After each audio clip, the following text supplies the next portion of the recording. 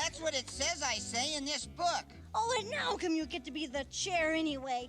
If you're gonna be the chair, I'm gonna be the chest of drawers.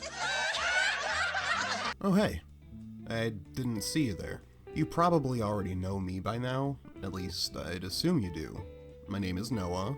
You may have seen me in the past looking a bit more three-dimensional. Needless to say, it's a bit of a long story.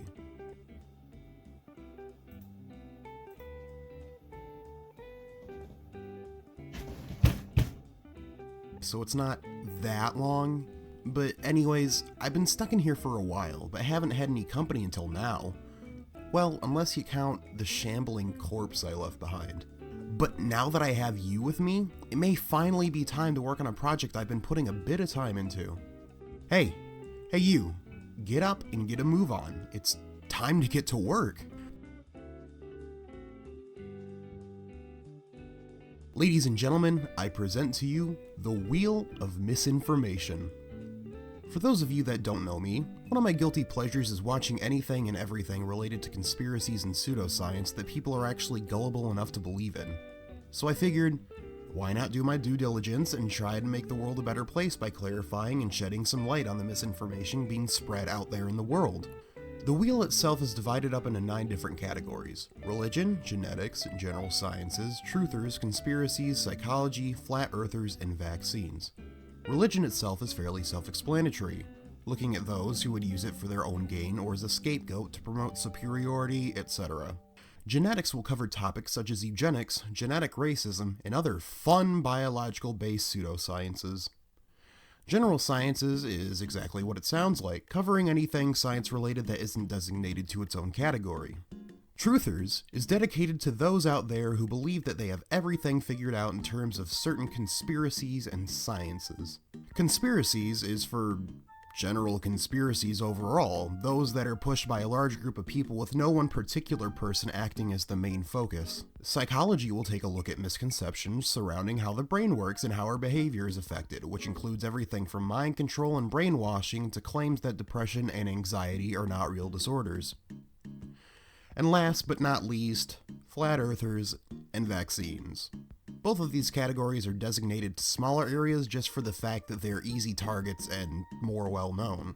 The goal of this series, as I said, will be to cover different videos on these categories. The videos will be chosen by a spin of the wheel, and pick a category which I will randomly choose a video on from a docket of videos under each category. Just to keep it interesting, we'll shake things up a bit as well sometimes. Sometimes we'll cover one video per category, or we may choose one video that covers all 3. Now, with all that boring stuff out of the way, let's see what we have in store for today.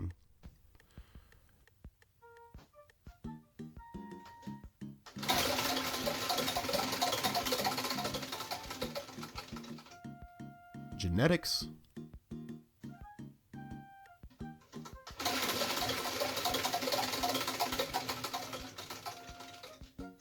vaccines,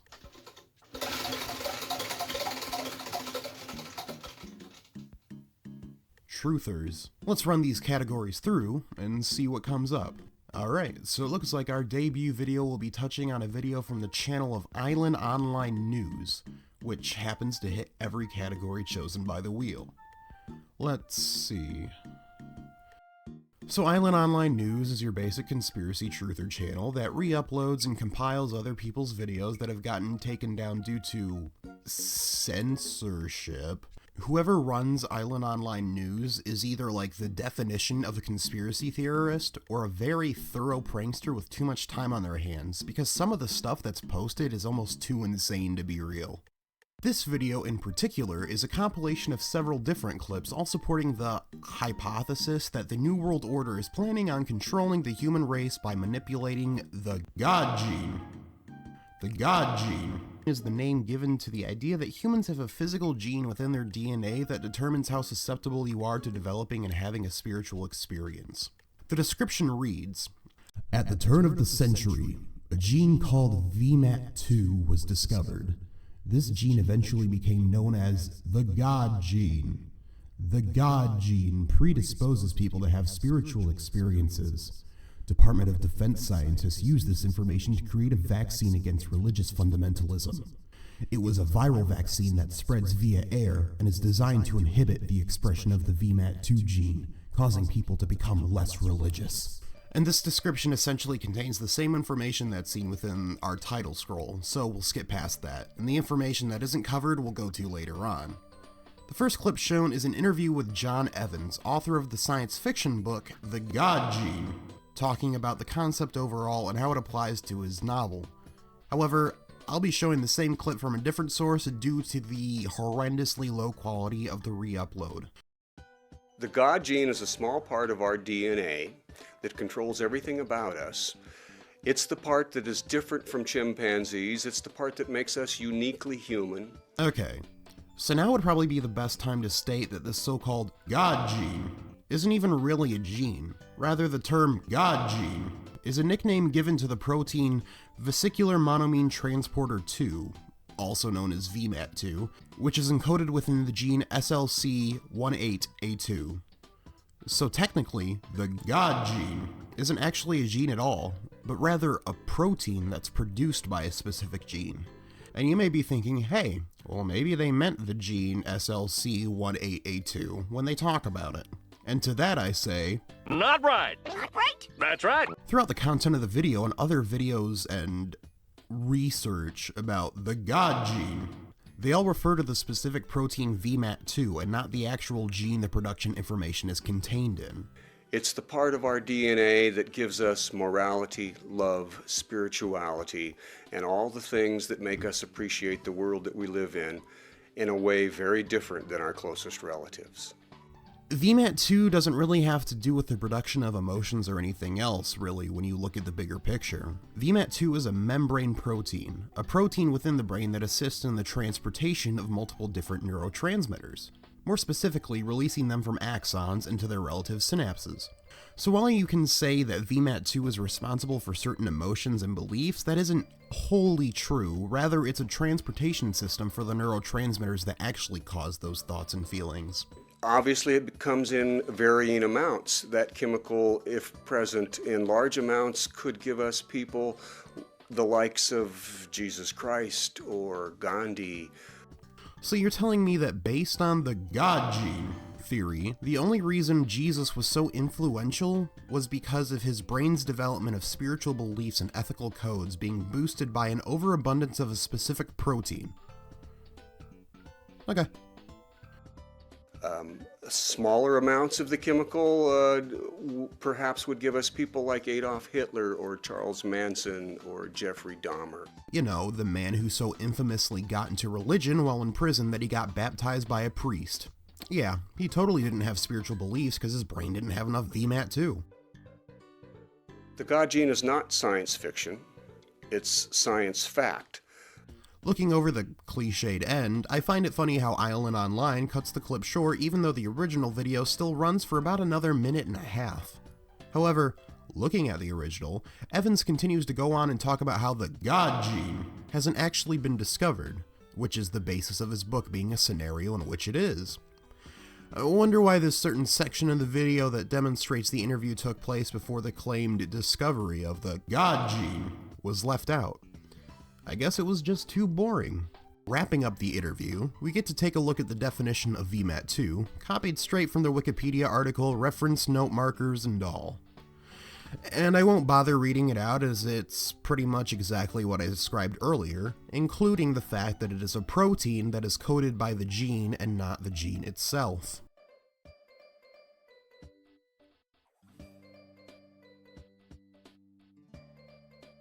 Okay. First off, I can't for the life of me find a journal article or otherwise with this specific quote in it, which leads me to believe that it was paraphrased from one instead, without citation.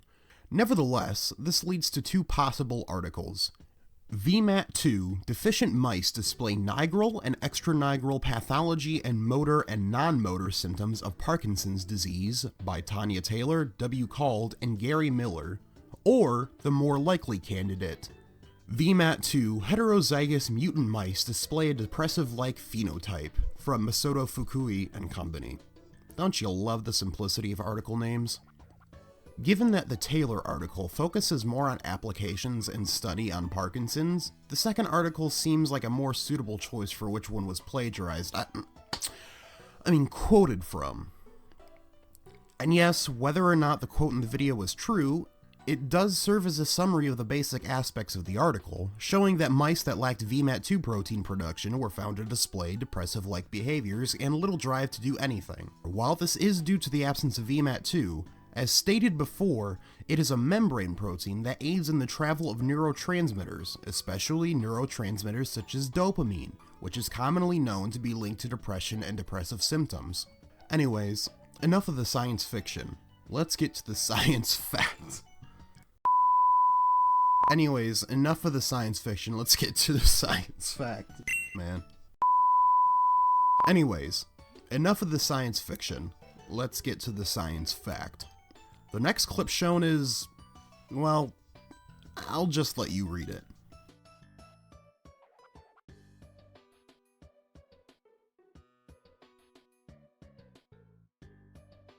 Now, it should be known that the following video is accepted to be a hoax in most circles, but for the fact that Island Online is touting it as a credible source, let's just have some fun and flex our analytical chops for the first episode. Excuse me, on the left over here, we have individuals who are religious fundamentalists, religious fanatics, and this is the expression, RT-PCR, real-time PCR expression of the VMAT2 gene. Protein produced by the coding of a gene, but whatever. Over here, we have individuals. So let me complete. So over here, we have individuals who are not particularly fundamentalists, not particularly religious, and you can see there's a much reduced expression of this particular gene, the VMAT2 gene. And how exactly is it determined how the gene is expressed in people? Is it based on the evidence a person puts out in their daily lives as to the fact that they're religious? Or is it literally measuring the biological chemistry to measure, well, whatever it is you think you're looking for? This also brings up another good point. Both Island Online, as well as the clip, propose that this gene solely influences the religious susceptibility of a person. But, if the theory is believed in the first place, the original proposal of the God gene states that it is for all higher order thinking functions, not just for religion. This means that mathematics, language comprehension, and thought interpretation would all be influenced by how prominent this gene is. Another evidence that supports our hypothesis for the development of this approach. What you see here is by spreading this virus, we're going to eliminate individuals from donning on a bomb vest and going into a market and blowing up the market. So our hypothesis is that these are fanatical people, that they have overexpression of the VMAT2 gene, and that by vaccinating them against this, we'll eliminate this behavior. The entire reason this clip is included in the video is because Island Online believes it to be evidence of something called the fundamental vaccine, or funvax for short, which was touched on in the description of his scroll. And as the description stated, the purpose of the funvax is to spread via the air and decrease religious fundamentalism across whatever country it's infecting. Regardless of whether the video is fake or not, I'm not going to make you sit through the entire thing, so let's just wrap this up. We get some more stock images before an audio reading of the first psalm from the book of Psalms, which, as well versed in the Bible and its metaphors and history as I am, I can't make heads or tails of how this supports the point that Island Online is presenting. Or maybe going through this all has just fried my brain too much. In that case, I think it's about time to wrap up for right now. I need a palate cleanser to wash all this nonsense out of my head. Unfortunately, it looks like I'm still going to be here for a while, so I guess until next time.